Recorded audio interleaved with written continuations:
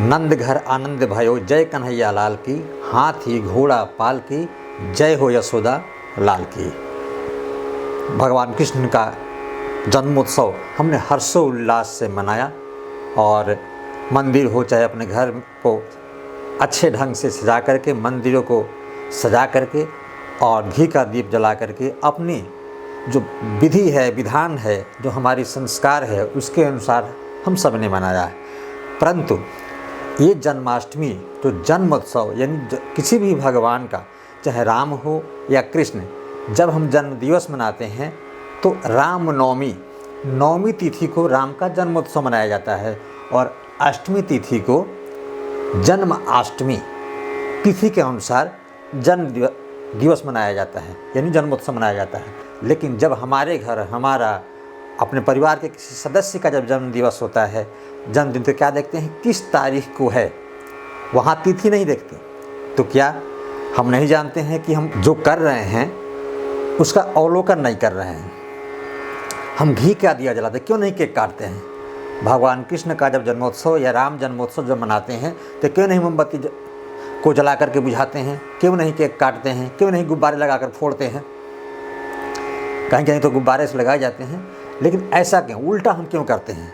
क्योंकि हम जो जिसमें मजा, यानी पश्चिमी दूसरे के जो दूसरों ने सिखाकर, यानी पश्चिमी सभ्यता जिसको कहा जाता है, पश्चिमी सभ्यता है यानी अंग्रेजी, जो अंग्रेजी हमें व्यापार को बढ़ाती है, व्यापार सिखाती है, और हमारी जो हिंदी है, संस्कृत है, उर्दू है, जिस धर्म से जो भाषाएं लगी हुई है वो हमें संस्कार सिखाती है।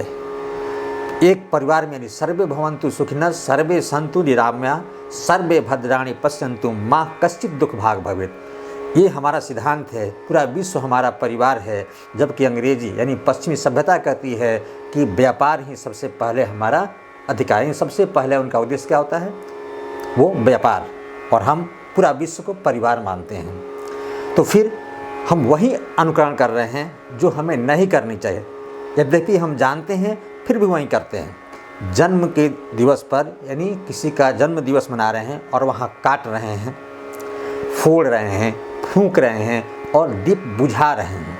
हमारी जहाँ तक संस्कृति है, हमारी तहाँ तक विधि विधान है, दीप किसी भी शुभ कार्य को दीप जला कर किया जाता है। शादी ब्याह हो, कथा हो, छोटे से छोटा भी कोई पूजा हो हमारे घर परिवार में, तो वहाँ दीप जलाया जाता है। हर घरों में शाम को मोमबत्ती नहीं, दीप जलाए जाते हैं और घी का दिया सबसे शुभ होता है, जो हमारे आसपास, जो घर के आसपास घर में सकारात्मक शक्ति का विकास करता है। हमें अनेक रूप से वो पर्यावरण को शुद्ध करता है।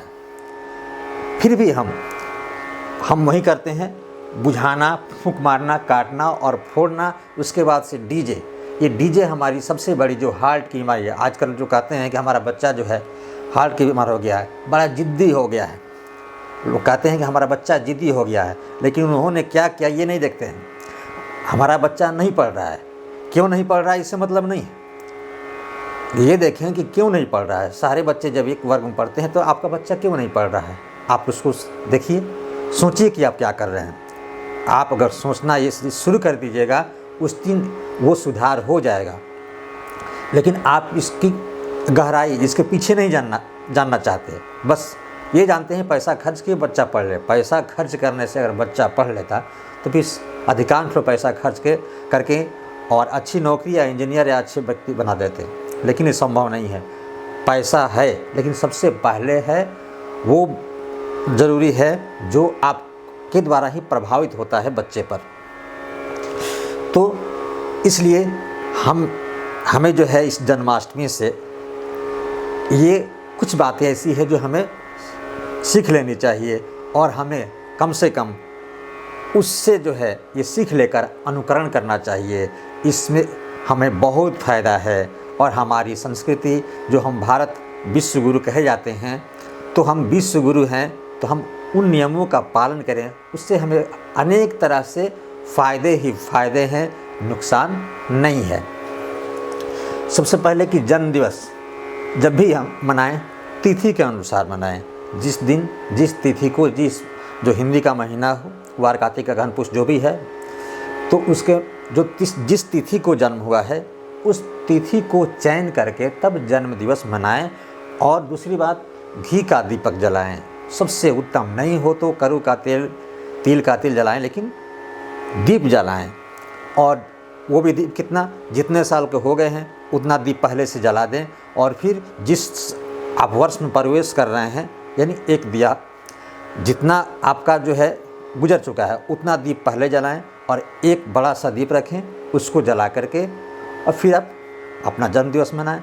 उसमें जो है मिठाई और यथाशक्ति भोजन करावें। और दूसरा कि मिठाई में देखिए, सबसे बड़ी बात आपको लड्डू या मिठाई, लड्डू जो है क्यों कहा जाता है, गणेश जी को भी लड्डू पर बहुत ही पसंद है और लड्डू सबसे प्रिय जो है कहा जाता है प्रसाद में। क्यों कि अनेक दाने एक साथ जुड़कर लड्डू बनाते हैं, यानी एकता का प्रतीक है, यानी मिलने का प्रतीक है कि पूरा परिवार एक साथ मिल के रहे। और जब मिल के रहेगा उसके साथ उसमें मिठास होती है, तो परिवार में एक मिठास होगा, एक संस्कार वैसा होगा जो आपस में मिलजुल कर प्रेम से रहेंगे। इसलिए हमेशा जो है प्रसाद में लड्डू सबसे उत्तम ही माना जाता है। और यथाशक्ति जो आपकी शक्ति है भोजन करावें, जितने लोग हो सके भोजन करावें। और किसी अनजान, सबसे बड़ी बात कि जिसको आप बुलाए हैं वो तो आएगा, लेकिन अगर कोई अनजान व्यक्ति उस दिन सुबह से शाम तक जब भी कोई अनजान व्यक्ति आपके दरवाजे पे आता है तो आप उसका अपमान न करें। सबसे बड़ी बात कि उसका सम्मान करें, उसे भोजन करावें, यथाशक्ति कुछ उसे पैसे दें या वस्त्र दें। ये सबसे बड़ी बात है कि कौन है, किस रूप में आया है, वो अनजान है, इसलिए उसका सम्मान सबसे पहले करें। अगर यज्ञ वगैरह भी होता है, किसी भी शादी ब्याह कोई भी आप जहाँ यज्ञ वगैरह करते हैं, किसी भी आयोजन में जो आप भोजन कराते हैं, तो आप जिसको बुलाए हैं वो तो ठीक है, लेकिन जिसको नहीं बुलाए हैं उसका सबसे ज़्यादा सम्मान करें, उससे भोजन अवश्य करावें। और भूल कर भी मांसाहार, अगर आपका जन्म दिवस है और उस जन्म दिवस पर किसी का मरण दिवस मनाएं तो क्या आप सुखी रहिएगा।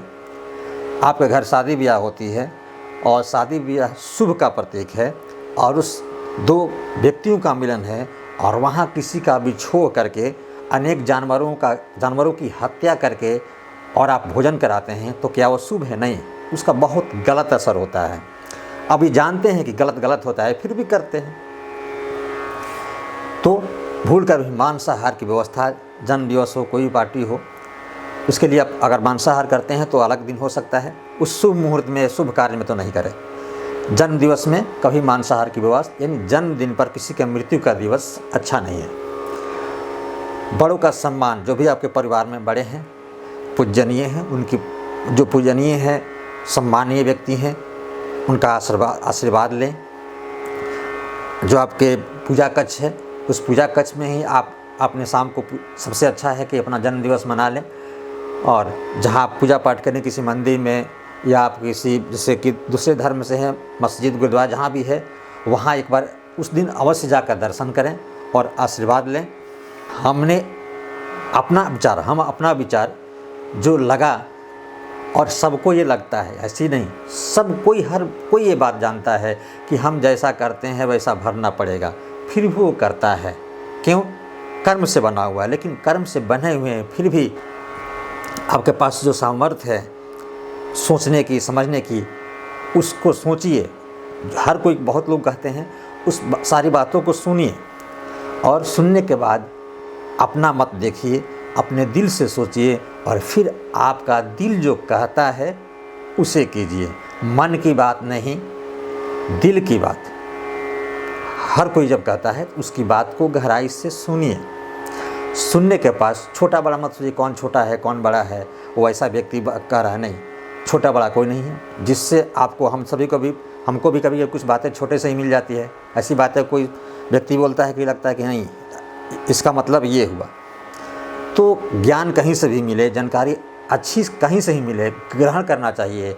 और बात जब भी समझ में आ जाए उसको सुधार कर लेने में ही सबसे बड़ी जो है महानता है। तो आप सभी को उम्मीद है हमारी बातें अगर बुरी भी लगी हो तो कृपया इसको ध्यान नहीं दीजिएगा। अगर कुछ बातें अच्छी लगी हो तो प्यार दीजिएगा। वीडियो देखने के लिए बहुत बहुत धन्यवाद, और छोटे हैं तो आशीर्वाद और साथ साथ बहुत बहुत प्यार।